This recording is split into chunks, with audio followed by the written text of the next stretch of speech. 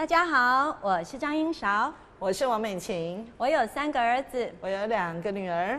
这里是阴晴不定妈妈聊天室，这里没有太多的教条原则，这里只有妈妈日常生活大小事。晴姐好，是英姐好。因为今天看起来精神很不错啊。当然是了，要配合你这一生的，我们就来做个粉色系列。我们2个这么浮夸吗？没有，我们是春天到了。哦 ，good， 是太好了。所以现在不管那个观众朋友，您是冬天看到我们，还是夏天看到我们，总而言之，现在是春天。是，没有错。OK。今天我们这个题目也是比较属于惊吓版，是很多家长这个来信说一定要做这一集的。哦，有这个，因为我前不久也才刚看到我儿子的老师，是，因为刚有2个女儿嘛，结果2个女儿一个最近疫情刚解。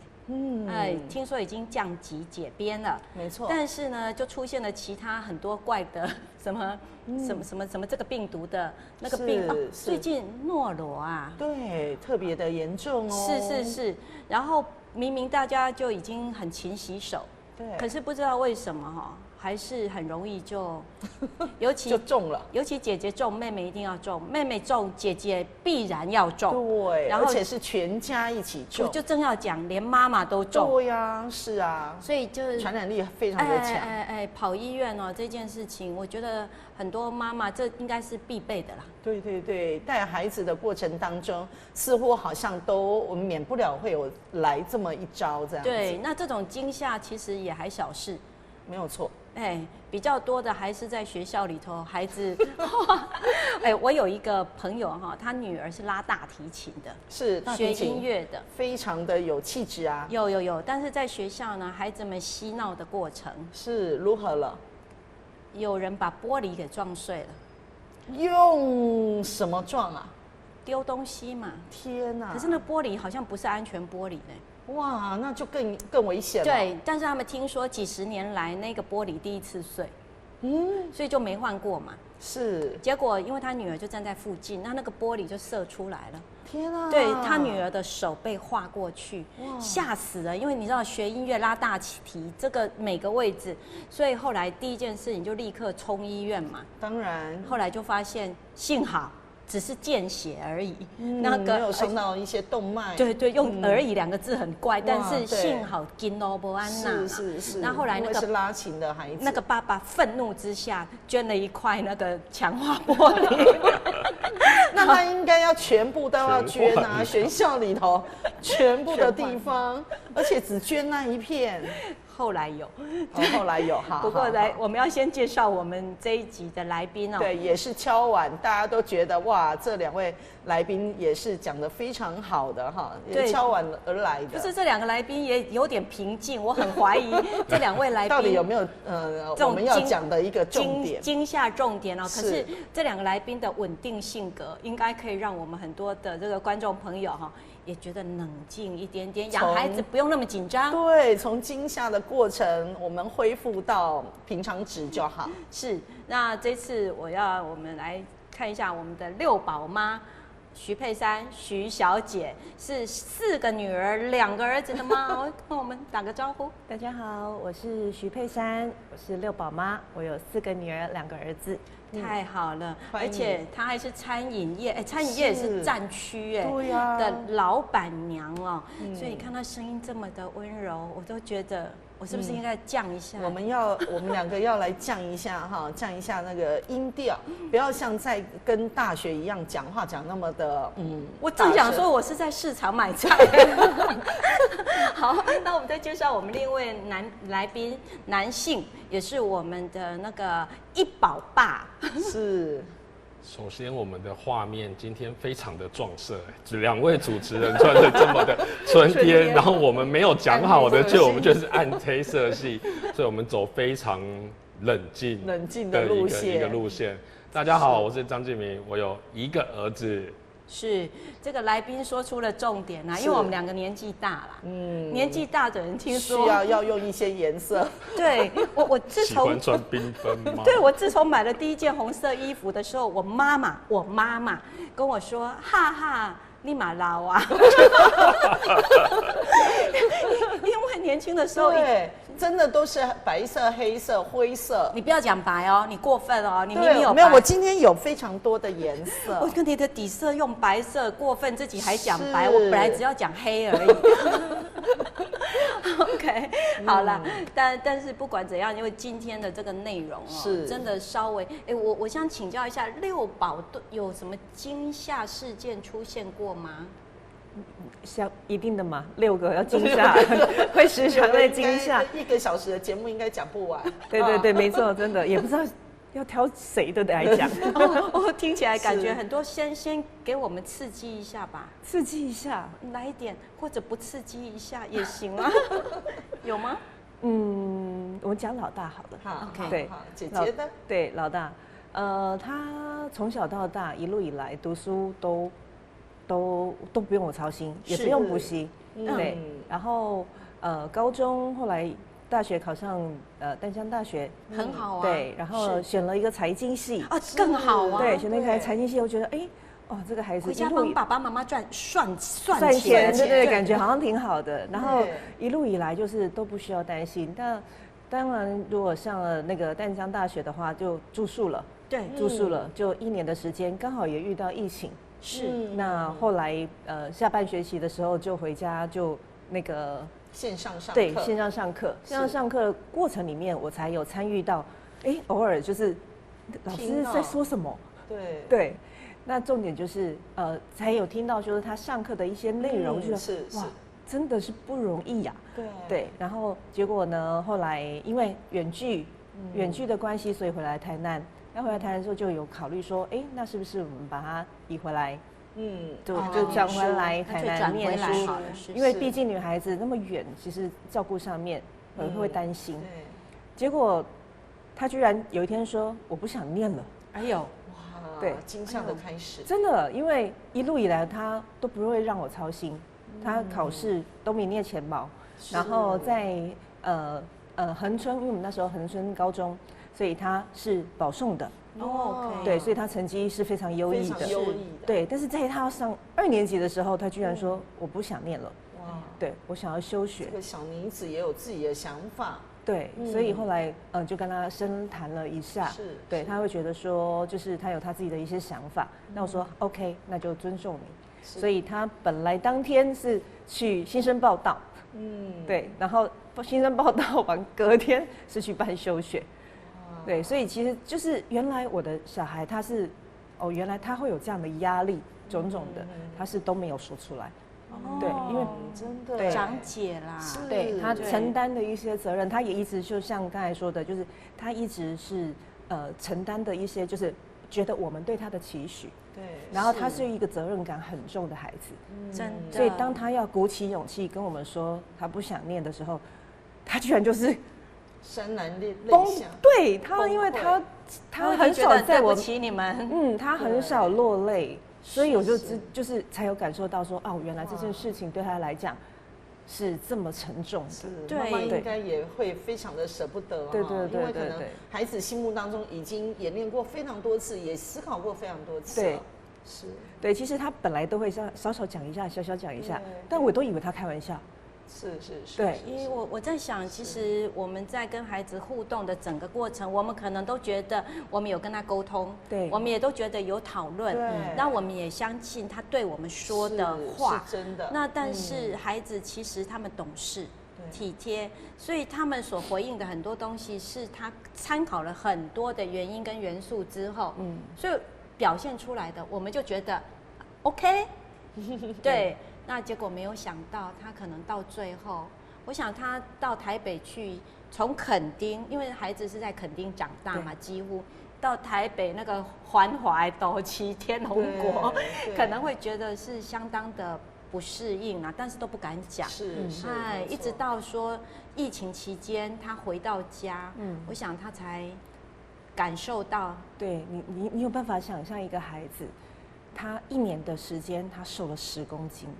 哇，对，可见他压力真的很大。对，是因为其实他虽然在天龙国，但是他不会去就是跑夜店啦，或者跟同学对，不是那个挂。对，他就是很专注的在学业里面，然后他生活也很简单，他的那个就是室友，对他们感情是非常好的，对，但是。在于念书这件事情，他居然是在心里面反复的去演练，去想要告诉我们他的想法。所以我想说，为什么你到底有没有在吃饭？对啊，怎么会瘦10公斤？到底发生什么事情？家里开餐厅的孩子还瘦10公斤，对，非常的舍不得，真的是。但是后来就是我们当然就是经过讨论之后尊重他的决定。但我就说了，因为我们家自己本身是从事餐饮，我们自己有餐厅。那我就说 OK， 那这样子的话，你是不是就要开始？我们先就是进入社会了，静下来，对，进入社会。那我们也刚好需要一个很得力的助手，那他非常的称职。对我现在店里面大大小小的事情都是他在帮我 handle， 包括就是在于财务上面，对，都是他在经手。不过我想那个过程，那个刹那哈，对妈妈来讲，应该是很大的一个惊吓哦。对，那来，我们一宝爸，你们家儿子才小学5年级，11岁。11岁，连青春期都还没到，对，所以还有惊吓的过程吗？就在应该是说以他的情绪跟心灵上面是还没有这个过程，但从小毕竟是只生一个嘛，然后又是第一个这样子，对，所以就是从小可能有一些受伤啊、生病啊的这个过程难免。当时第一次遇到，其实也是都蛮可怕的，尤其他出生3个月左右就住加护病房。哎呦，哇，为什么呀？那个时候就是感冒、咳嗽，然后最后演变成肺炎。因为好像要拍痰，要什么的。那其实才3个月的 baby， 对，父母很新手啦。对，在照顾上面其实不是那么的称职跟上手啦，这样子，所以就最后演变成肺炎。那医院就说，这个其实没有办法再居家照顾了。对，你必须要先送，至少把那个症状给降下来。所以就才3个多月就住加护病房，那一天只能去看2次，对，然后去的时候，就是他抓住你的手的那个感觉，更舍不得。我就当然我们不晓得他只是抓到东西而已，还是怎么样，就说你知道爸爸来了这样子，父母的画面，很多画面，很多 OS 这样子，对，真的，其实我觉得养孩子的这个过程哈，有时候。觉得孩子不管他再怎么样的整个平顺啊，难免磕磕碰碰的，对，都会有。尤其在学校里面也是。其实说真的，我相信所有的家长最怕的就是大白天学校有打电话来。对，这真的才是一个惊吓的部分。对，其实像我自己刚刚佩珊讲的说，他大女儿休学这件事情，其实我的大儿子在高中的时候也是。所以我觉得那个情绪上的那个波动，尤其就妈妈来讲，而且你会觉得说自己已经投入那么多，那到底是哪里有状况？我觉得我们遇到第一个时间来不及检讨他，还是会先检讨自己耶。对，尤其像孩子如果照顾上，每一次就要开始想我是不是哪个程序，其实不只是3个月，其实不管他到以后的哪一天。你都还是会把这件事情当成是自己哪里的程序，因为他现在也蛮高度近视的，那在医学上面就说这可能会是遗传或什么的，所以其实父母的也内心就会有一个就是那种愧疚感存在的。真的会，我遇过一个爸爸，他们家没有生孩子的理由是因为这个爸爸小时有那个小儿的那个气喘。小儿气喘好像很不少小孩小时候会有气喘的问题，可是都说遗传，长大以后就好了，长大就好了。对，那结果那个爸爸可能小时候经历了他气喘的那个自己的一个经历，对，而且看到他妈妈的夜间哭泣，所以他就决定，他不想让他的老婆陷入这样的状态，然后他就觉得这个多半也会遗传给他的孩子，他也不希望他的孩子半夜喘不过气来，随时好像就要怎样。对，即便很多医生都跟他说，那是你们以前对医疗不了解，还有对饮食的不清晰，是，对，现在已经很进步了，他就是不改。哇，这好 over。对，所以就变得好像，我觉得很多人的心理哦，所以我觉得说，今天其实我们谈这个问题，不是要让爸爸妈妈知道说多惊吓，其实这些惊吓哈，回过来，我觉得就是爸妈为什么会成长。对，我们到最后还是这样的一个节目，甚至这样的一个集数，其实我们还是希望是透过这样一个惊吓过程当中，那父母亲也要去思考，那自己为什么是惊吓，或者是是不是很深层内心当中的一个期待，那就是脱轨了嘛，你才会有一些惊吓。对，其实像我们就在讲惊吓，大概整体上来讲的2大类啦，一个就是安全健康的这个，然后再来一个，就像刚刚佩珊提到的就是有关于孩子他们在生涯里头的一些选择上面的一些惊吓。其实我有一次我们2个嘛，我跟美琴老师我们就在聊到说，像我们这样年龄的人，我们都经历过孩子那种不是新闻啊，什么绑架啦。对，失踪啦，那或者是说那种什么比较撕票啊，哎呦呀，吓坏了，对啊，所以我前几天才遇到我一个很好的朋友，女儿去参加一个营队，女儿高中了，高2了，结果中午的第1堂课刚开始，大概过了20几分钟，那个营队的老师打电话来说，他女儿不见了，高2吓死了，对，吓死了。然后我就说怎么可能？人在哪里？我们那时候一吓到人仰马翻，就开始想说我们要赶快去当地，在台北，在林口，我们在台南，然后就想说还是有一段很长的路。对，我们要如何求助，如何求救，如何怎么？哇，那剧本画到一堆，然后妈妈已经哭到泣不成声了，因为1点58分的时候，他女儿还发讯息跟他说我要进教室了，结果2点半的时候收到营队辅导老师说你女儿不见了，哇，那个真的，不过当然了，虚惊一场，但是这种惊吓我想不是孩子几岁的问题对啊，所以像这样子的一个状态，我这不知道静明不知道你有没有演练过，说孩子像你现在孩子会送去参加营队吗？会。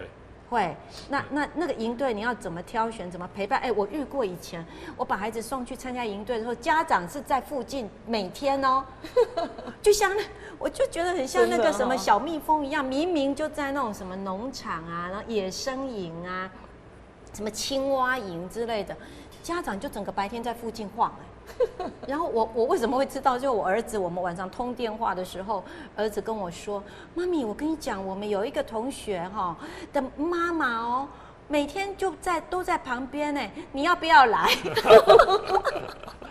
我说营队是你的，哎呀，是啊，我说那妈妈为什么？你有没有想过啊？没有，因为我本身小学1、2年级就开始搭公车上下学，哇，所以我就觉得，一切不就是该自己去独立完成去什么？然后是不是儿子的关系啊？如果女儿嘞？如果女儿你一定会对啊，我是说我自己从小是这样过来独立过来的嘛，所以我觉得独立应该是很正常的一件事情。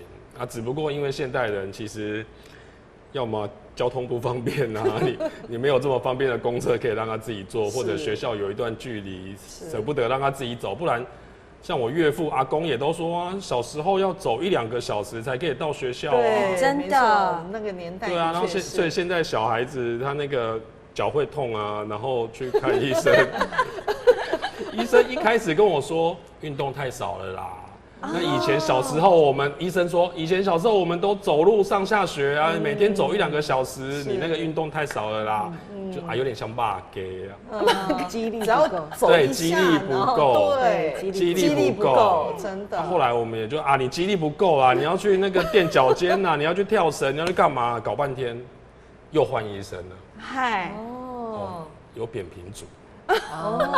就想说奇怪，怎么现在的孩子，这也算惊吓的一种，你会有重度近视，你还会有扁平足。你跟老婆谁有扁平足啊？扁平足会遗传吗？是，扁平足会遗传哦。对，不能讲，不能讲哦，那隔代遗传不是隔代遗传。没有，我不晓得，因为餐桌上的时候。我岳母就跟我说：“我刀都没扁平足哦，建明拎刀像虎啊。”我不晓得，我家人都不在，我没有看过他们的脚。不过讲真的，我们就看到，因为现在都说什么要书包轻量化啦，要什么课业怎么样，可是我们还是看到很多的妈妈会帮着孩子把书包拎上楼，对不对？自己的书包自己背啊！对，哇，这不会发生在我们家。你们家有没有？这可能又是你们家有没有帮忙来？没有，我们绝对让孩子自己背。因为他们家2个女儿嘛。对，2个女儿。我们家爸爸是真的是非常宠女儿的，可是他也当然也会想要背书包。我说不行，你就放着，让孩子自己来。因为家里有个幼教的教母。对，教母不敢当哦，不能这样子说。也才背没几步路而已嘛。是啊，可是真的呢，我都看学校里头都有妈妈帮忙拎着上那一直到那棉被袋呀，阿公阿嬷拎着啊。因为就说学校怎么都没电梯。是。对啊，也危险，也行楼梯也危险。丢。所以那时候疫情啊，或者什么都不让家长进校园的时候，对，哇，我就听到有家长在那个门口在 complain 呢，说那是要安怎啦？阮囡仔遐细汉，书包遐大只。对，真的是非常的担心，而且都看着楼梯，然后就会觉得说，老师你去帮他一下，他快要跌倒了这样子。真的真的。所以说到这样子其实如果父母亲没有经过训练像我自己在学校里面大学我看过那种哭泣的爸爸跟妈妈不知反几。都是来说什么儿子变瘦了啦，什么女儿这个晚上太晚回家不放心啦，然后再来就说什么室友都怎样啦，对，我们在学校教书以外，还要面对这些这个脆弱的家长。大学，所以其实我自己也蛮提醒我自己，一定要放孩子飞，因为放孩子飞的过程就是放自己自由，的确是，对啊。所以像我们家爸爸就是安全指数比较高。我记得我那时候带孩子们到垦丁去玩，也到了佩山你们家海边的那个俱乐部去。那天我印象很深刻，因为那天风浪台风接近，已经拉了那个封锁线。是。我家那个老爷2只眼睛盯着孩子都不肯放，一直担心他会越线。结果后来我们小孩是没越线。我记得那时候有那种团妈，那种不是团购的妈妈，是一整团都妈妈妈妈团，欧巴桑整个就穿过去了，要拍照，那管理员就一直催，然后我老公就在旁边一直跟我儿子说，你看。多丢脸！后来跟我老公说，你是怕危险还是怕丢脸？他说都有。对，不过真的，我觉得像那个佩珊，你们家6个我刚刚就在讲那种什么病毒会一只传一只你传惨了。真的传产你怎么办啊？一个人2味药。对，那时候我印象非常深刻。那时候我应该是几个，3个而已。3个。那时候3个而已。然后那时候就是你说的诺罗病毒。对。那个真的是惨不忍睹，因为诺罗病毒是会上吐下泻。对，而且一下子就很快。然后我就是3个小孩，3个反应不一样。哇！那个老大。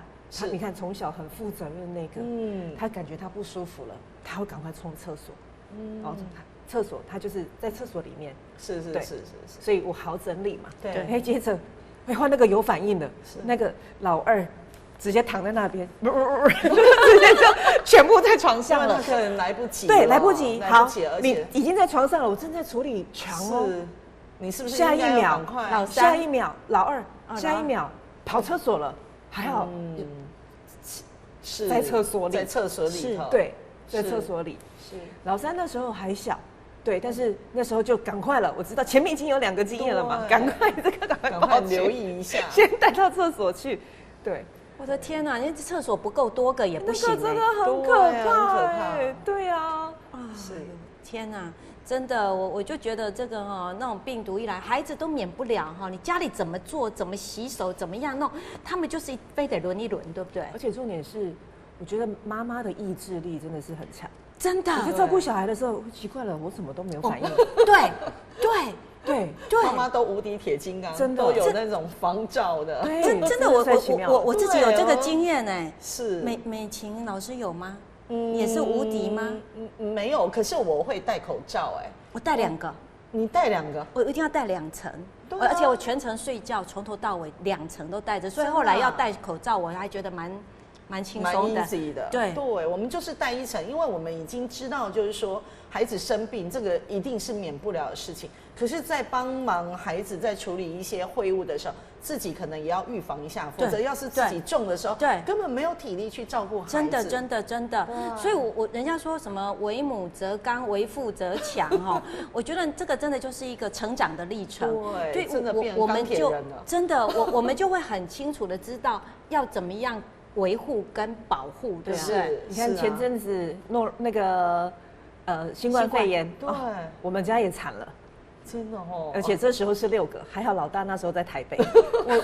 我已经一下就忘了，对新冠的一下子。那时候反而因为那时候老5跟老6，因为老5跟老6是国小嘛，所以他们2个并没有打到疫苗。并没有打到疫苗，所以那时候非常紧张。但是反而我们那个老6，他的恢复反而最快。对，他就是烧了1天，他隔天就生龙活虎的。那我说你会不会不舒服？会啊，但是他就是精神是 OK 的。反而是老2跟老3，他们那时候是高中嘛，对，在高中，所以他们是疫苗是打到完整的，打到完整的。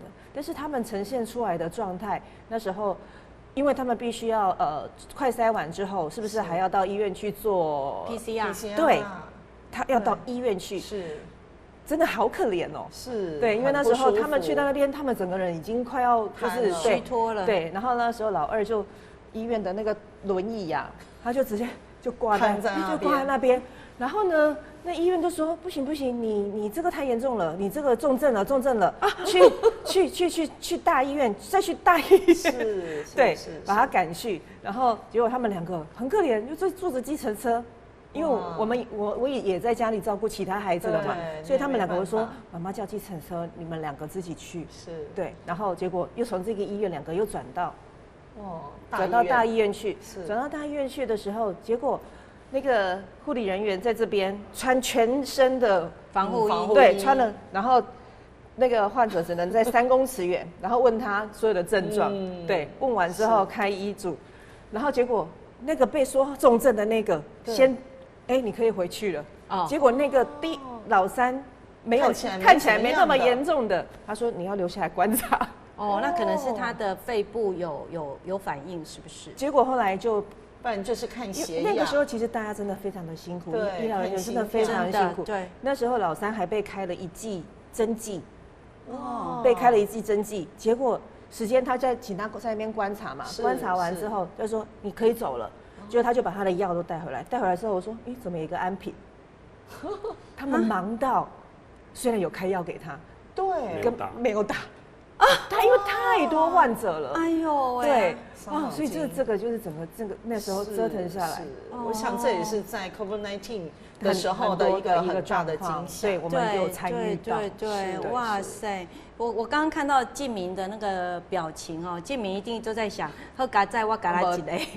我们家都没有遇到，没有。妈妈应该很小心，因为妈妈是记者嘛，那个四处跑来跑去，对，不能说这种话，千万不要这样样讲，是妈妈有把自己，我照顾得很好，那是真的照顾得很好，因为戴口罩啊，回家就把外衣给脱掉，赶快洗了，对不对？其实我那时候都听很多人都是被孩子传染的啦，因为孩子没有打疫苗嘛，刚开始的时候，可是孩子很妙。我觉得我还是要讲，我觉得神在孩子身上做了很多保护的功。对，我在幼稚园有一次，这个当然幼稚园您的经验会比我丰富啦哈，因为那个美琴老师天天在幼儿园里头换了，窜来窜去。那我是以妈妈的身份去接小孩，我忽然就看到一个孩子一只手还架着那个板子，架着板子，骨折吧哈，然后还在那个梯上面啊，溜滑梯上蹦跳。然后他妈妈就在我旁边，两只眼睛瞪得很大。我跟他说他一没听，妈妈说一没听，我说然后妈妈说是我做听，妈妈心很痛。可是一共孩子没听，我说他现在还跳，对啊，那妈妈说。我都没法度叫伊卖跳，一直看着那个上面盯着那个溜滑梯是。我说这样子的还不会痛很怕二次伤害。对，那大人已经哀到已经不知道哀去哪了然后呢说孩子都没听，可你就会发现，对，真的小孩很奇怪，小孩子的复原力本来就也是很快的。baby 我们不论对，但是就是那种什么2到6岁的孩子，事实上他的活动力本来就很大了。然后再加上他自己复原力其实也很强。他们疼痛指数是0吗？其实看起来真的还是很痛。我们真的还是有看到有那种小朋友就从沙发这样跌下来，然后就是要去缝嘛。对。那缝完之后，你就发现那这个缝的还不短还蛮长的。妈妈都觉得边讲边哭，都说要帮人护理着。小朋友我们就问他说会不会很痛？不会啊，都不会痛。对，这就是很奇怪。我常常那时候在幼儿园或者小1、小2的时候，那个就看到小朋友我讲句真的，我儿子的一个朋友，有一天他妈也是很崩溃的看着我，我说你怎么了？你看我儿子，我一看，我说他这边怎么了？对，他说他拿美工刀把自己的眉毛刮掉一下，削下来。有没有流血？有啊。我说怎么现在看起来还好？对他妈妈说，就跟我说，我就很奇怪啊，他没事，是我有事，很奇怪，为什么会是这样？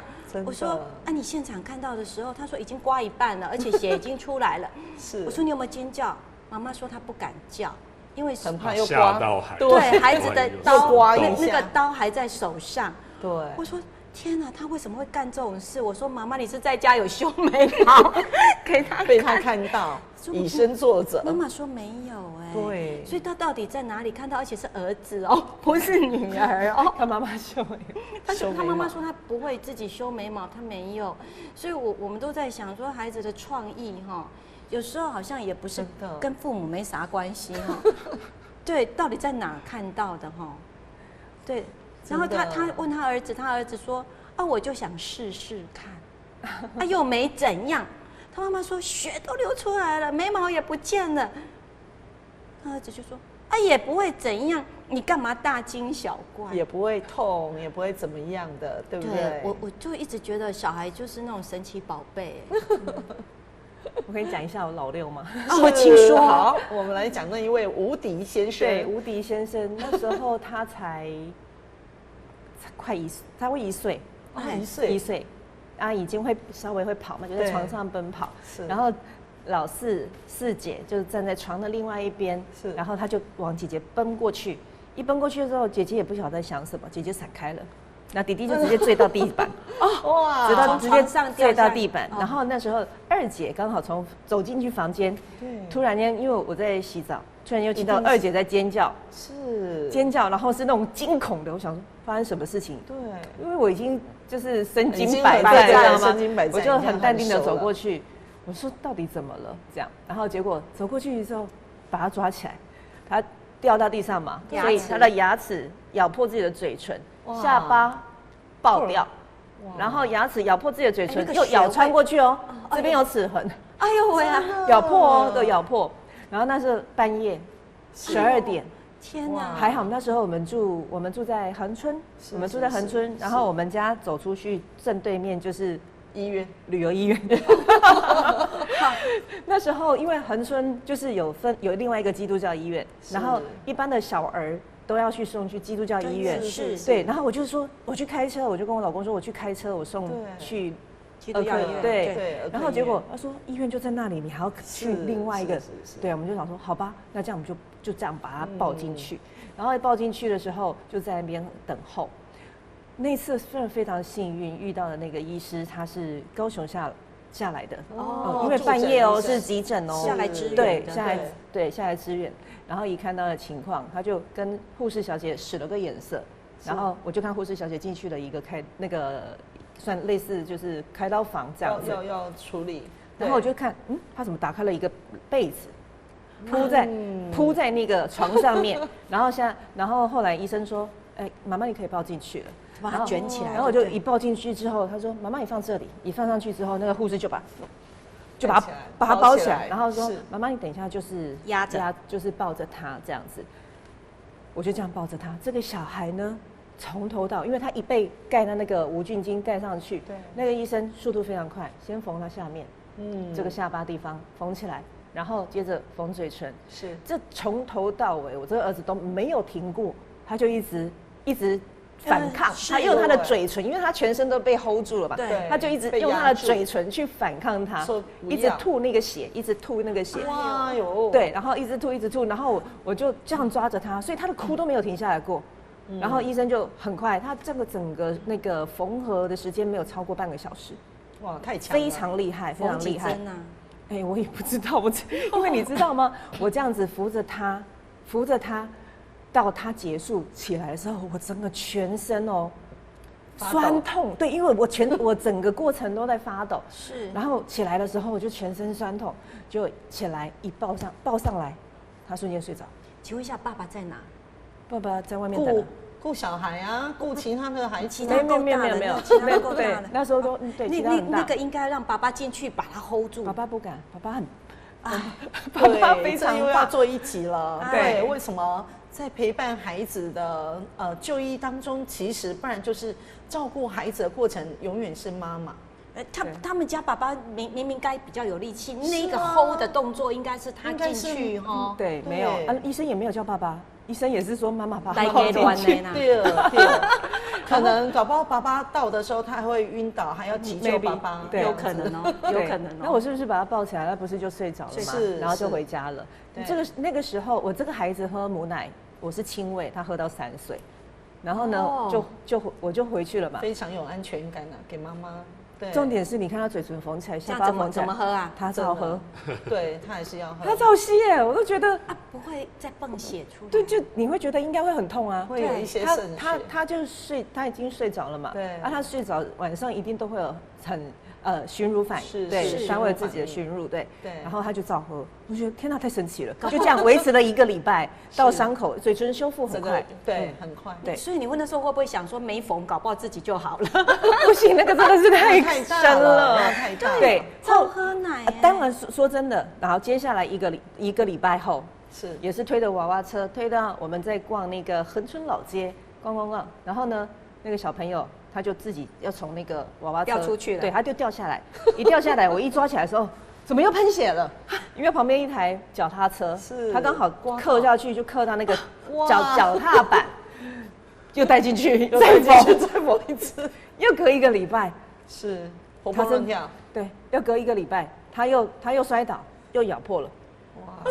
那一次我就真的没有给他缝，但是真的要缝。缝的修复比较快，好，所以爸爸妈妈不要担心缝会有疤痕，其实缝的修复比较快，因为整齐的。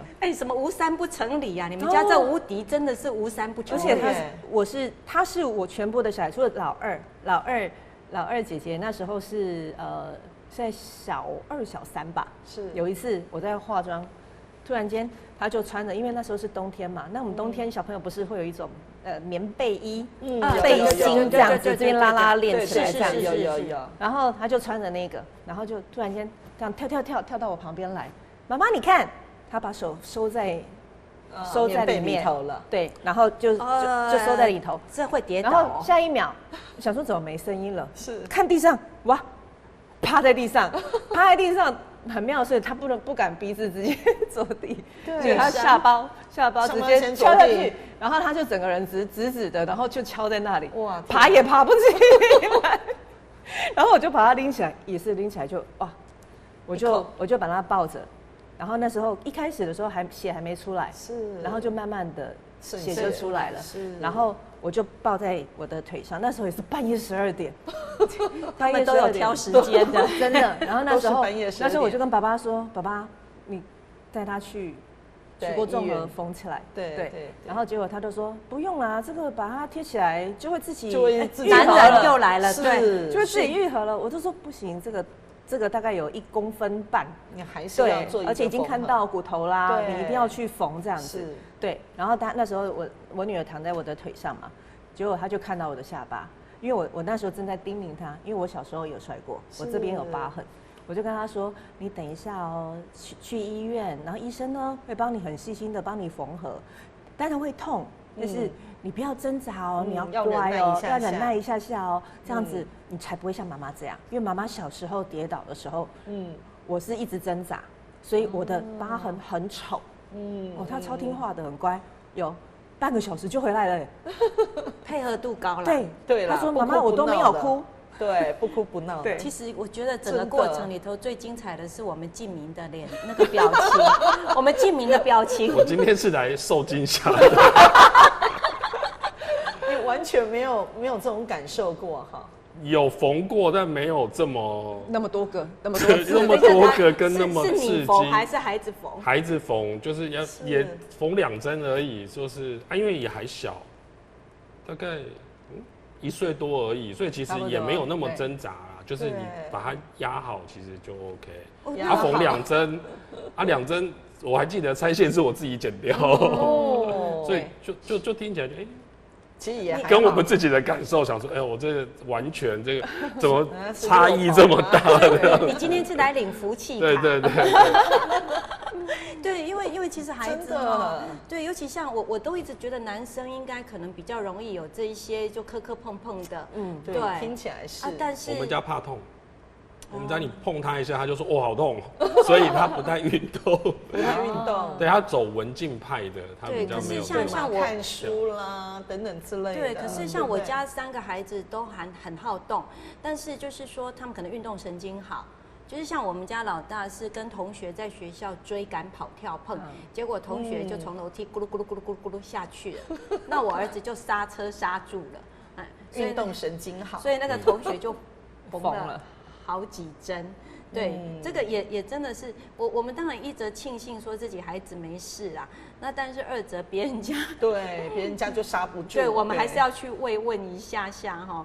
所以这种其实我觉得孩子整个长大的一个过程哈，像我家孩子们如果跟人家之间有类似像这样的，我都当成就是一个缘分的开始。所以我每次这样，我后来跟人家对方家长都成为好朋友，都是因孩子的牵线变成好朋友。真的，其实我觉得凡事嘛，有孩子来了，那孩子就会带给我们很多的各式各样的情绪反应，对，不同的，对，但是每一个反应我都把它当成是一个很重要的学习。其实现在讲来听起来。也还好嘛，就过了嘛，过了。不过我看你们家吴迪看不出来有那么多针孔，因为吴迪很帅呀。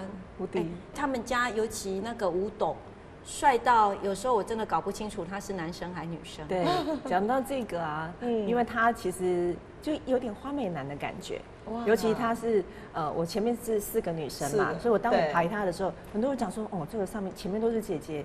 这个以后性向会不会就很多人会去开这个玩笑这样子。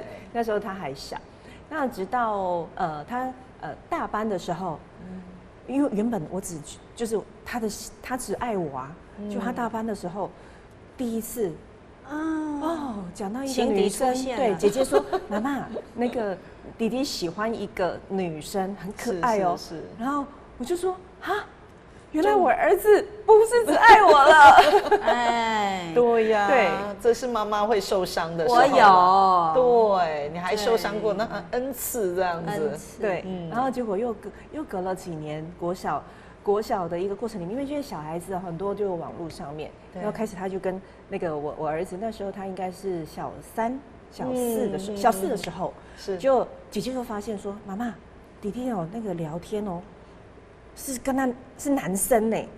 那个在跟他聊天的是男生哎，是，然后他们就觉得急了，他们对，然后就说弟弟有跟他讨论说，我是不是喜欢男生？哎呦，对，然后那个时候就他自己，因为你就说了嘛，青春期的时候，对，就是这他自己也不太清楚，对，因为网络上面交往的人是谁都不知道，对，所以我就有试图的跟他聊天，对，试图的跟他聊天，然后我说，因为他说那个人也长得很好看，是，对，所以他就觉得他长得很好看，所以他跟他聊天。那我不太会去触碰孩子隐私这一块，所以我就是试探性的去了解他的一个想法，是对。那我很清楚的是，他那时候其实就是有点 confused。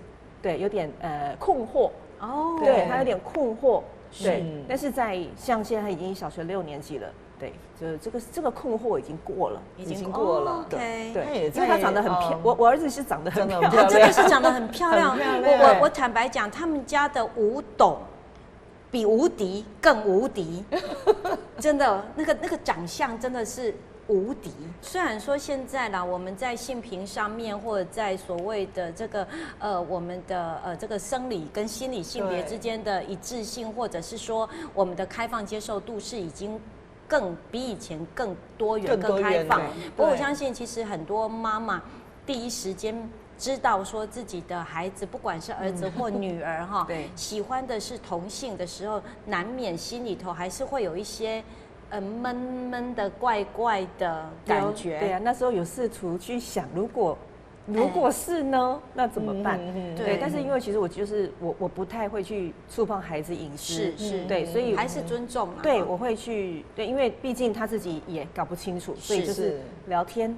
对，就是时常陪伴他聊天，最好的一个陪伴剂。对，所以这时候我就要问一下我们的那个烧哥的爸爸烧爸建明兄，对你有没有想过这个问题？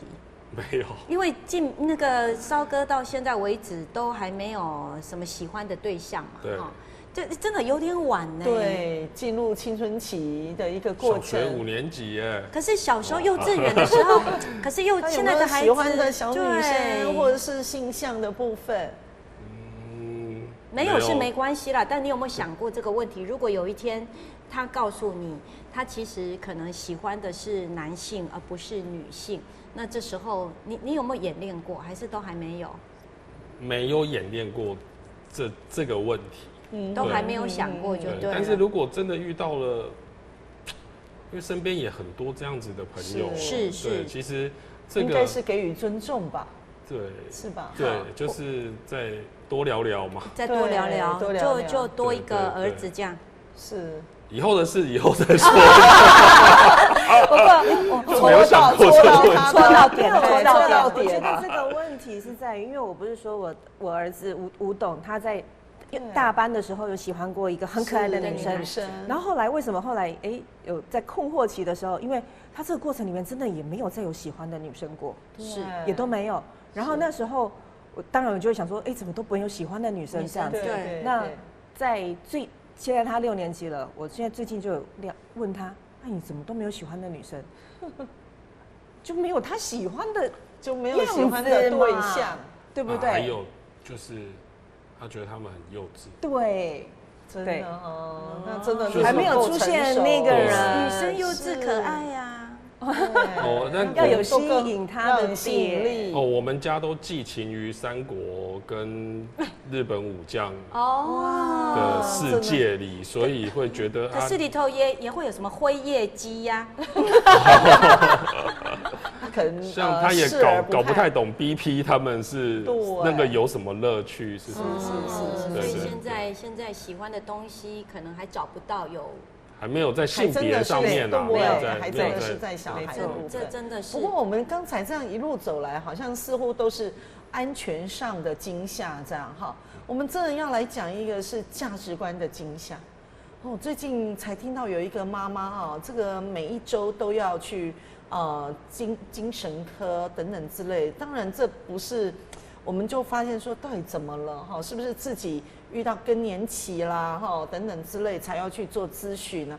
可是，在咨询也不应该去精神科哦，这个部分。事后我们才发现说，原来他期盼中的孩子背叛了他。也就是说一路爱上其他的女人。当然不是啊。这如果是这样啊，还应该是怎么回事？对，所谓的背叛就是说妈妈。期许这个儿子从小就是培养他一路就是医学院的料，医学院的科系是。那的确儿子也很争气啊，那就是第一志愿也考上台大医学院那可是医学系医学院的医学系嘛医学系，这很不容易吧？是啊，对，都是我没考上过，对，梦寐以求的啊。那可是真的等到大二的时候，年满20岁、21岁的时候。这个小孩做了一件，他就去教务处办理转系了。转系，而且是转到所谓的艺术相关的科系啊，从吃很饱转到吃不饱。对，这就是父母的想法。世俗上传统都认为应该是吃不饱。对，然后重点是来了。那转系的都没有经过他父母亲的同意跟认可，成年了嘛？你刚刚说对，成年了嘛，21嘛哈，然后自己就去写了转系单。那真的等到总会寄成绩单嘛，是寄回来说，奇怪，我标题不一样，对，标题不一样，这怎么会这个科系啊？那是不是记错了？那这个是不是科系写错啦？是我儿子是医学系啊，对啊，对，结果我发现。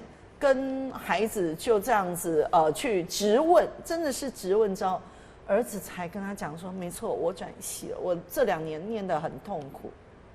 哎呦，真的。那妈妈看精神科也可以理解。对，结果现在是换妈妈在痛苦，她无法理解说，我从小这样栽培的儿子。让你上补习班，让你上资优班，是那成绩都是在名列前茅这样子。那现在你说转系，完全没有顾虑到我的感受。哇，这个的确我在想，因为当孩子还小的时候，其实有佩珊，其实一开始就提到孩子休学，决定要休学这件事嘛，哈，真的很呼应。孩子从小到大，他们可能就是在价值体系上，对，而且爸爸妈妈要他们做什么，他都很知道。我的爸爸妈妈要我走什么样的路，而且社会的总体价值对也是朝这个方向，所以他们医学系也不容易，那时候还是7.5级分呢，好可怕哦！结果这样，哎呀，不过我觉得这就是一个父母的成长啦，哈，妈妈也是，我们可能从孩子从小到大，我们就像小宝贝一样，打个喷嚏啊，咳个嗽啊，我们就是呵护。对，然后一整路我们也都觉得我们事实上有跟孩子很沟通，我们也跟他很互动，我们也觉得自己不是不讲理，你早说嘛。可是我在想，孩子早说了，只是我们说服了他，我们在这个过程里故意不听到。对，然后用了一些都觉得说，这个不好，你可以当做你当医生的时候也有休闲的时间啊，你再去对，你再去从事这个工作就好。是啊，比如说你想当一个会吹长笛的音乐家，的医生，还是你觉得你可以当这个音乐家又会开刀，这不可能嘛，哈。所以后来就用这种方式可能会去说服孩子，说服了孩子也被说服了，有被说服，但是他可能越来越大哈，所以我在想，我们当爸爸妈妈的，我们的爱，我们给孩子的一切，那这个过程，孩子也在回应到我们的身上，所以我们其实也要慢慢的去调整，把一个完全的呵护者、保护者，我们要慢慢的去调节我们自己，来到了跟他是一个可能是兄弟，可能是闺蜜。我们都用什么好朋友？我觉得当朋友这句话笼统了点，对，因为朋友也有处不来的嘛，哈。我们可能试着就当成是哥俩，对，或者是闺蜜这样的形态，我们来互动看看哦。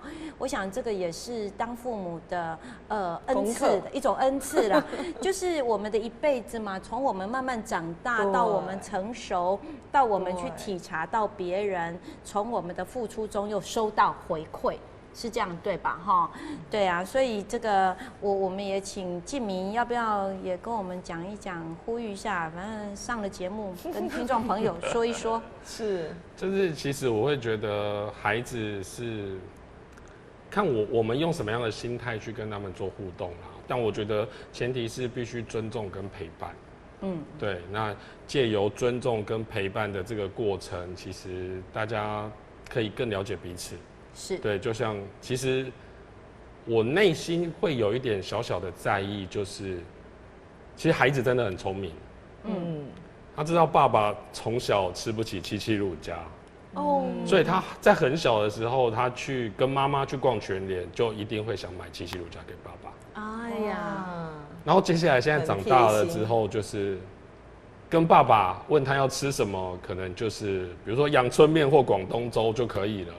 但跟着妈妈可能就会去吃意大利面，会去做什么的，对，然后因为他很喜欢逛文具店嘛，是，如果跟着爸爸去逛，他就都只是看看，然后说哎你有没有喜欢的什么的，没关系，这个太贵了，没关系，这个不是需要，对，但是如果跟着妈妈出门，就会很开心的大丰收的回家，他知道家长是谁啦。对啦，对，就是其实孩子真的很聪明，孩子真的很聪明。我们从小给他们怎么样的灌溉，给他们怎么样的一个互动内容，他们都能够吸收，他们能够去。所以其实虽然我们家我们觉得是很幸福快乐的，但是在他身上的这些行为，我们还是可以感受到说，算他贴心的地方啦。是，我觉得这是很贴心的，很自我调整的。对，然后其实对爸爸来说也是有点心疼，说，这样你是不是会有设限啊？会有一些干嘛这么懂事？压抑，对，很懂事。对，所以我觉得其实多一点的尊重跟陪伴是很需要的啦。对，是。还有就是，如果要推荐的话，就是所有的新手妈妈们，在你们出月子中心前，月子中心前都会有一堂洗澡的课程。对，教父母如何帮孩子，因为回家要自己洗澡了嘛。当然。那通常学习者都是妈妈。是。这个时候你就勇敢的把老公推出去。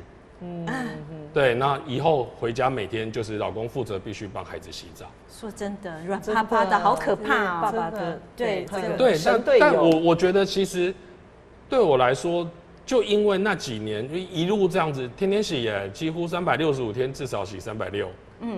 哇！洗到他幼稚园还是小学之类的，我们才说放手了，不然你就自己洗嘛。自己来。因为其实，在幼稚园的时候，你还是会想，就是跟他一起玩啊。那是好玩的。对。